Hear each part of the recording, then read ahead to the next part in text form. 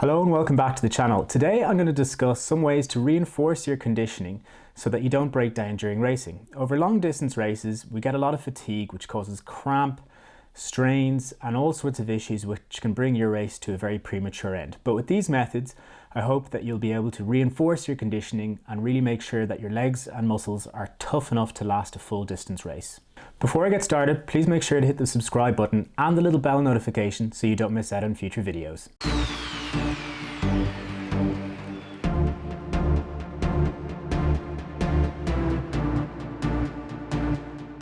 First things first, endurance training. If you're always doing short, sharp intervals in the gym, you're not going to be prepared for an Ironman or a longer distance race. You've got to get out there and do some long runs and some long cycles to make sure that you're actually accustomed to that sort of duration on the bike, that your muscles and ligaments can actually cope.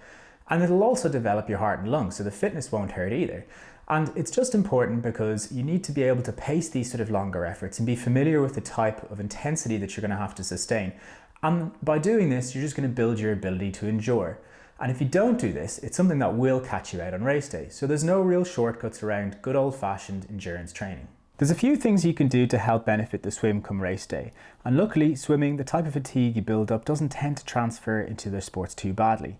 The main problem is with open water and it's the variability of the sea state. It could be flat, calm, or it could be choppy. And if it is choppy, you want to have a big powerful swim stroke to get you through those waves. And that's hard to develop in the pool unless you use something like a swim paddle. These are great for building up the strength that you will need if you have a choppy conditions on race day. Just make sure you don't get a paddle that's so big that it artificially slows down your swim stroke.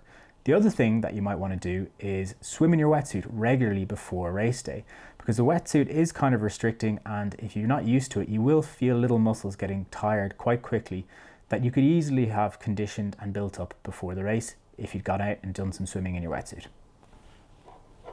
So I love these little forest trails that go on a sort of a 5%, 6% gradient and have sort of loose surface, because you can't really get that flowing running stride that you would normally get on a flat pavement. And with each stride you've got to really drive away because you're not really always getting traction and you're always kind of trying to work uphill. So it's really good for developing good powerful running stride.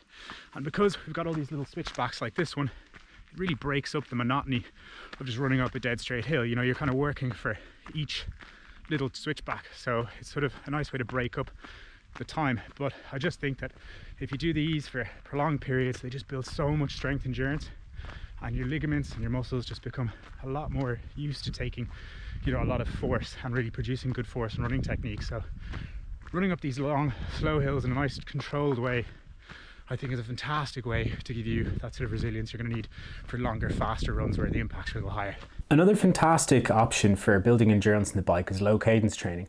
I won't go into the full low cadence training pitch, but basically when you pedal at a reduced cadence, you're having to produce more force per pedal stroke. And this puts a lot of tension on the muscle, and this tension causes fatigue.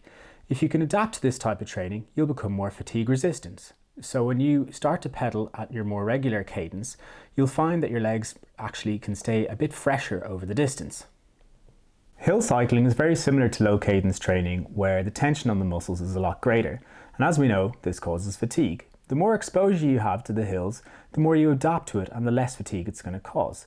So those who have plenty of experience in the hills are going to find that they don't wear down nearly as fast as those who don't. If you're constantly training on the flat, you are missing out on a type of training that can produce some really good benefits to your muscular endurance. Downhill running puts a lot more strain on the muscles and ligaments. As gravity's pushing you down, and with every foot strike there's a lot more force, a lot more braking force coming through the musculature and the ligaments.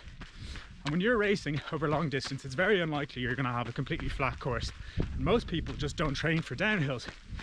So they do all this fantastic training on the flat and sometimes on uphills. Then they get to the race and they have quite a few downhill sections that really strain the muscles, take a lot of energy out of them, and actually start to cause them to fatigue and break down and pick up injury. The only way to get better at downhill running and to become resistant to the forces of downhill running are to actually run downhill. And it's a fantastic way to teach you to reopen up the hips and let your body do the work and become a little bit more efficient. You do have to be careful though, because when you start off you might not be used to the impact and you're running a little bit of a risk of getting injury, especially if you're a heavier athlete. So it is just worth taking your time when you first start doing downhill running. Pick a slightly more gradual gradient and just cruise down nice and easy. And once you get a little bit more confident, a little bit stronger, and you feel like you can take the impact a little bit better, you can start running down slightly steeper hills or start running the downhills a little bit faster and harder. These are the sorts of training methods that I use to prevent major catastrophes on race day. By putting the time in, it just makes sure that your body is accustomed to the demands that are going to be placed on it during the race. And if it's developed and it's adapted well over time, you should have a significantly reduced risk of any of these things happening. So make sure that you plan ahead, put the work in, and you should be in a much better place than if you left things up to chance. If you like this video, please make sure to subscribe, and I'll see you next time.